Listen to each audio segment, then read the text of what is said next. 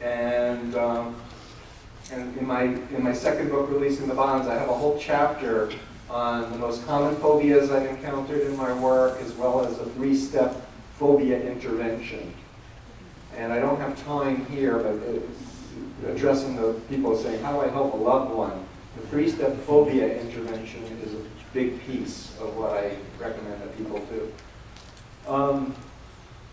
So teaching people how to calm themselves, teaching people how to be in their bodies, because a lot of, especially religious cults, want to alienate you from your body and try to make normal body feelings and needs, evil and wrong. I can honestly report I never masturbated once in 2.5 years, and I was 19 to 22. I mean, I do confess I had a couple of nocturnal emissions, which resulted in a fast and a 21-minute cold shower condition because evil spirits had invaded me. But part of getting over panic attacks, anxiety attacks, is understanding how the mind-body connection. Again, learning how to get to that calm, relaxed state within yourself. A lot of common depression, PTSD, post-traumatic stress disorder, a lot of psychosomatic symptoms. People have back problems, skin problems. I'll just grab this. Never used a laser pen. And problems with decision making and dependency. A lot of people report that they don't have psychological power. I was an English major, and I was reading graduate level when I was in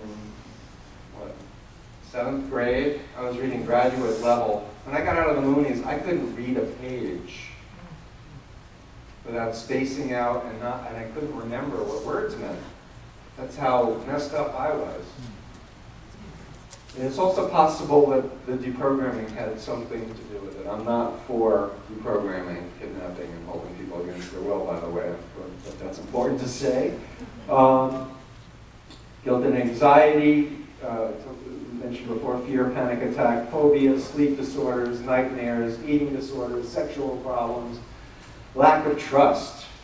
People don't trust themselves, they don't trust their partners, they don't trust anybody. And so this is a fundamental problem with all ex-members that I come across. And essentially the solution is first an intellectual understanding of what is mind control, what is influence, how to ask critical questions and be a good consumer.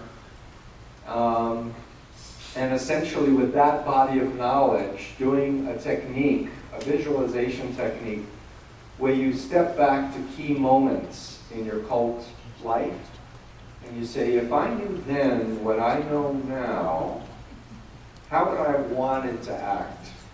What would I have wanted to say to that leader when he was telling me to leave my wife, or to leave my family, or to turn over my bank account, or this or that? And you kind of revisualize, and you kind of see yourself going back into your body in that younger state. And that what you're doing is you're closing the gap of that dissociative disorder. Because you're going into your cult self, and in a sense you're giving a new experience. You're saying, no, I will not lie to these people. I will not, turn in my loved ones. That's wrong.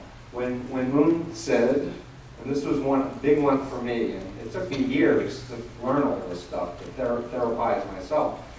But one of my big guilts was I was at this leadership meeting, and Moon said, when we take power in America, we'll amend the Constitution and make it a capital offense for people to have sex with people other than those assigned to them by the church.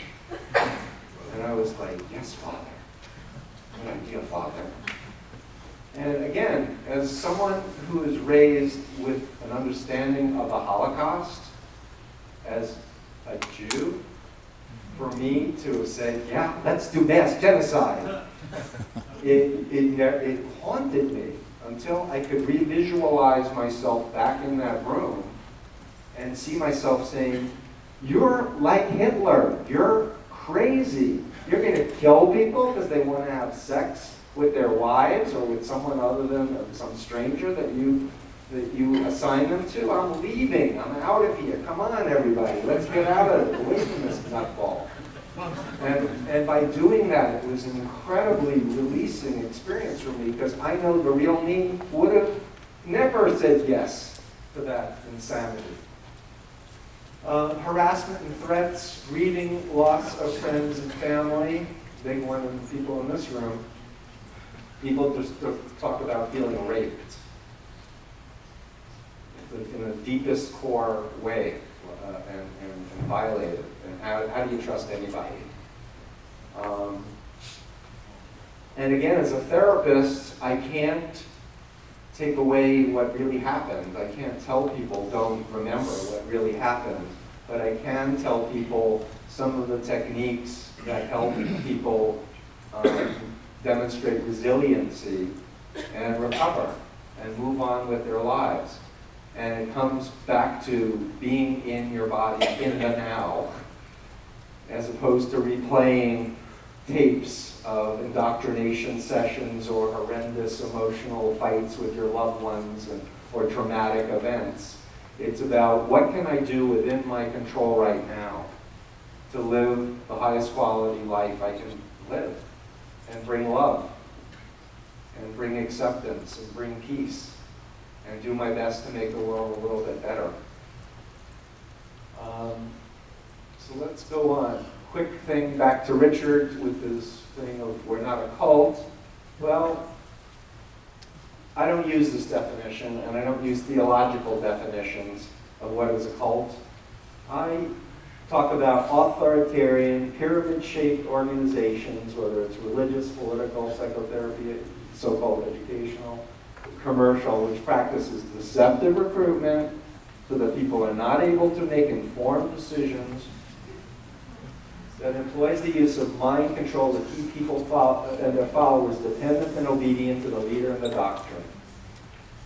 And I define mind control in terms of control of 4 overlapping components: controlling their behavior, controlling their information, controlling their thoughts, and controlling their emotions.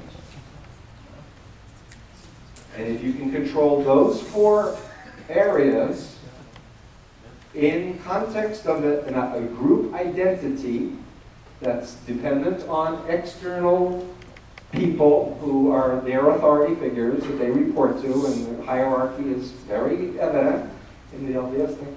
That's the recipe. That's the doc. So the term brainwashing was coined in a military context, by the way. So I tend to use the term brainwashing more with a Patty Hearst type situation where someone is kidnapped and raped and put in a closet, and she became Tanya and she joined the Symbionese Liberation Army, as compared with what I experienced, where it was much more subtle, it was much more slick, there's a much more voluntary participation and cooperation, which brings me to another key point, that mind control is a bi-directional process between the agent of influence and the target. It's not just coming top down, it's how the person is hearing it, how they're responding to it, so that the cult identity is a synthesis of who they were before, who their inherent personality and the doctrine. So for me, I wasn't a Christian, so all of the Moody doctrine about Jesus, I just kind of ignored in my Moody identity. Another person who was raised as a Christian would not. But essentially, we're all then controlled by this fantasy construction with these stories of how the world began and what it's all about, the ontology of reality. And we're following that fantasy, essentially. Yes, there are people who are keeping you in line and giving you more indoctrination, but that's why it's so